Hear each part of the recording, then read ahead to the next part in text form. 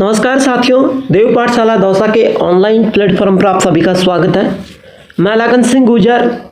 आज राजस्थान सफाई कर्मचारी भर्ती 2024 की बात करूं तो साथियों, राजस्थान सफाई कर्मचारी भर्ती 2024 के जो फॉर्म है वो आज से आवेदन शुरू होने वाले हैं।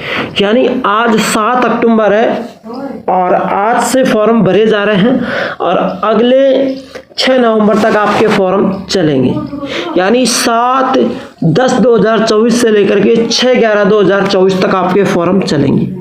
ठीक है, लेकिन साथियों मैं एक चीज को बोलूंगा, अभी आपको फॉर्म अभी नहीं भरे। आपको फॉर्म अभी नहीं भरना है।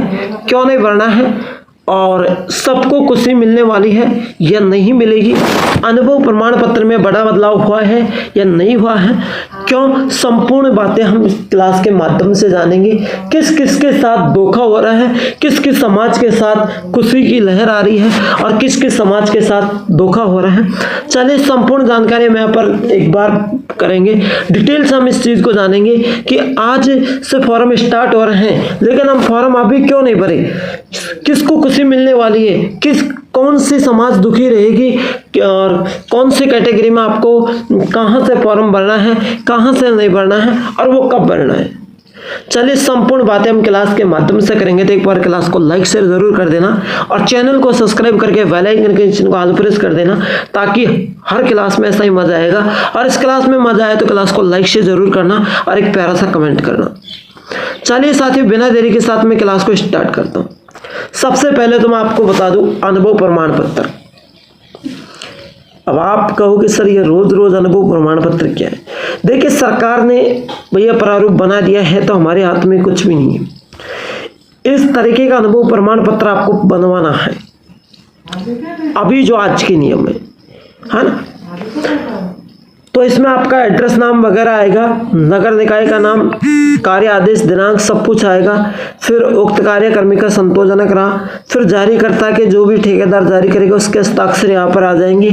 फिर वो शपथ पत्र देगा, दोबारा हस्ताक्षर यहाँ पर कर देगा।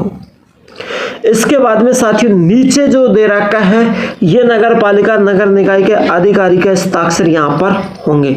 वो आपकी जांच करेगा अनुभव प्रमाण पत्र।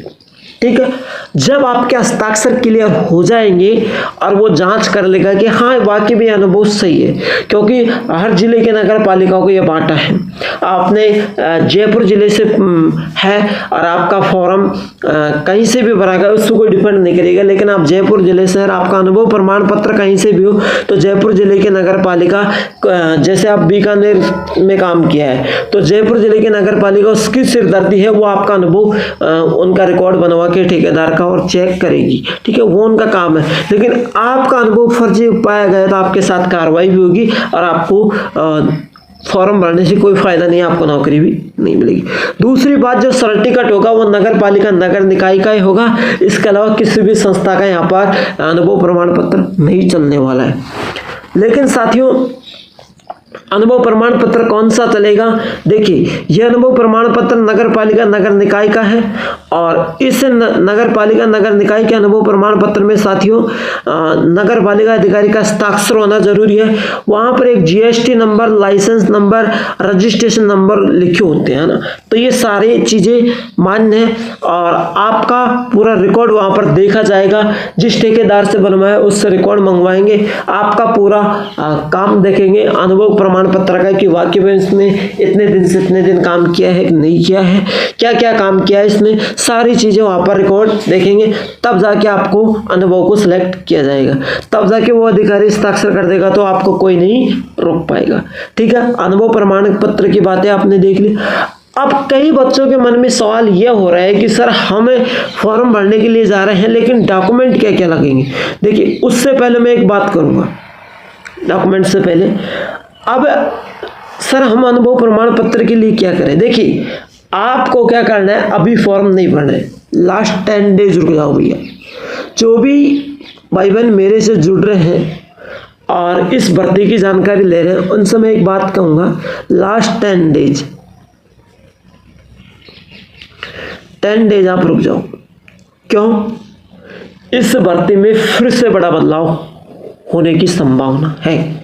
क्योंकि ये भर्ती वापस कोर्ट में जाने की संभावना है, और ये भर्ती कोर्ट में चलेगी तो आपके पैसे उलझ जाएंगे, आपके सारे डॉक्यूमेंट खराब हो जाएंगे, फिर से आप डॉक्यूमेंटों के चक्रों में फिरते रहेंगे। तो आप अभी 10 डेज इसके फॉर्म नहीं भरे मेरे हिसाब से। कई लोग कहते हैं कि बीच में सर्वर डाउन चलता ही होता, कुछ भी नहीं होगा। आप जो भी साथी मेरे से जुड़ रहा है, मेरी क्लास को देख रहा है, उनसे एक ही निवेदन है कि आप 10 डेज फॉर्म नहीं भरे, क्योंकि इस भर्ती में फिर से बदलाव होने की संभावना है।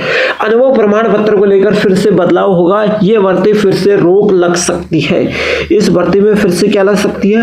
रोक लग सकती है, और आप इस भर्ती को लेकर के अनुभव प्रमाण पत्र पर फिर से रोक लग सकती है। तो ये भर्ती के लिए मैं निवेदन करूंगा 10 डेज आप फॉर्म नहीं भरे।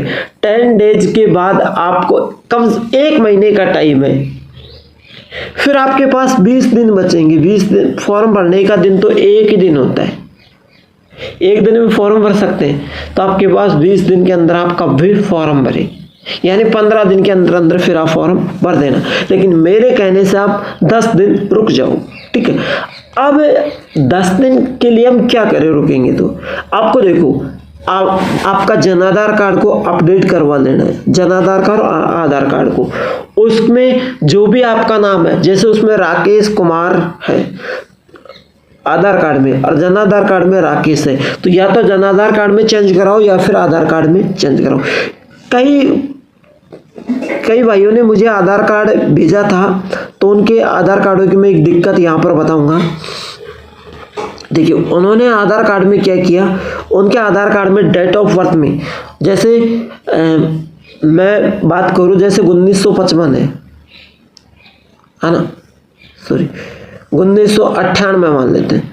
तो अब यहाँ पर आगे की जो डेट ऑफ बर्थ है 1/1/1 या 1/3 मान लेते हैं, है ना, 1/3/1998।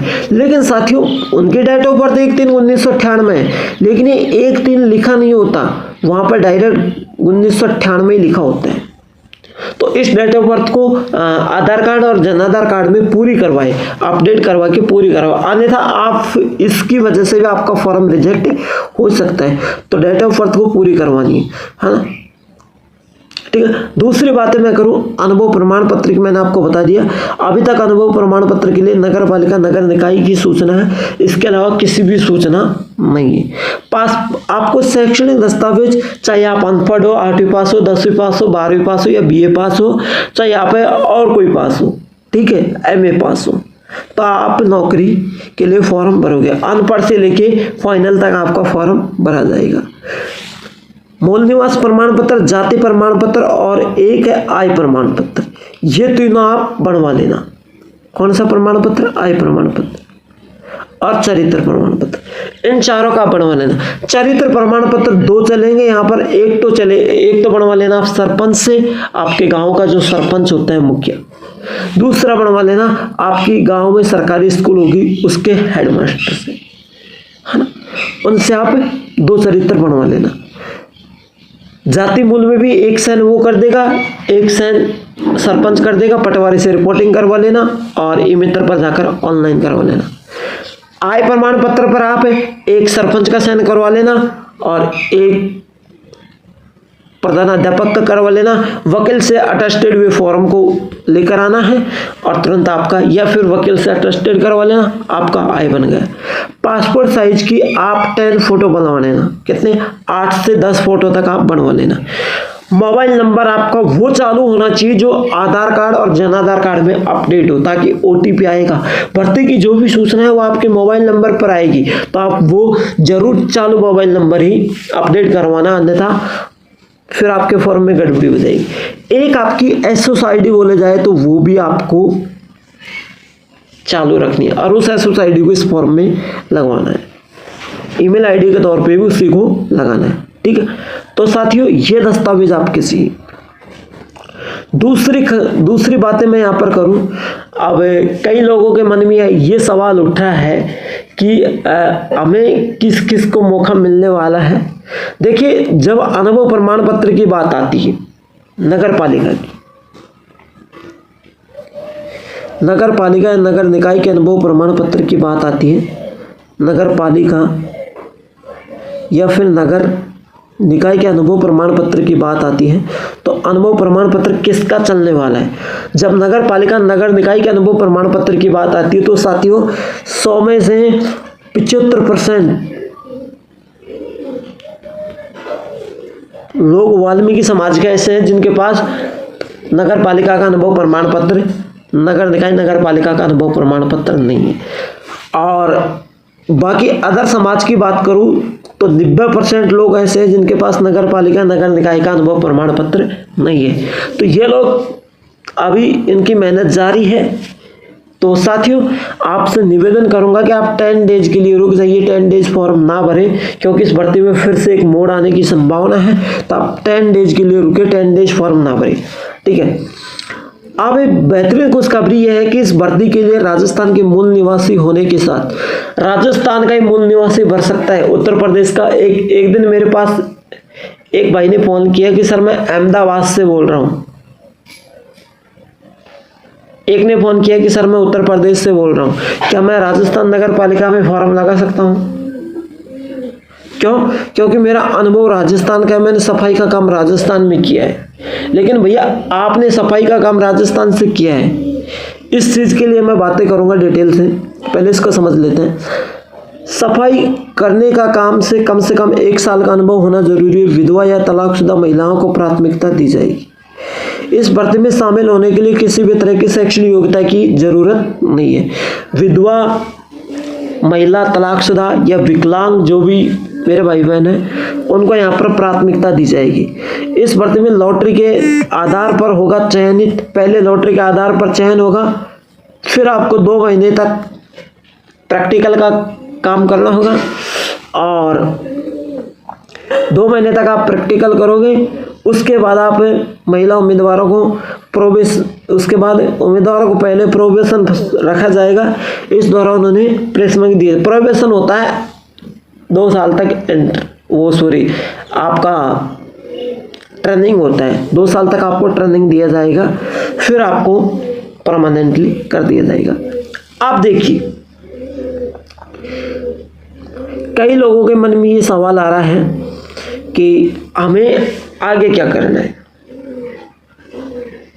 अनुभव को लेकर के जिन लोगों ने मुझे कॉल किया था उनके लिए बात करूं, जैसे कि एक भाई का अनुभव राजस्थान से, उन्होंने मुझे कॉल किया था, तो ध्यान से सुनने सभी भाई बहनों के लिए खुशखबरी है। राजस्थान से अनुभव प्रमाण पत्र काम किया है, राजस्थान का अनुभव है, लेकिन वो है कहाँ से? उत्तर प्रदेश से, है ना, उत्तर प्रदेश से। अगर आपका अनुभव राजस्थान से, आप उत्तर प्रदेश से है तो आप फॉर्म नहीं भर सकते। लेकिन यदि आपका अनुभव, आप राजस्थान से हैं, अनुभव उत्तर प्रदेश से, तो आप फॉर्म नहीं भर सकते।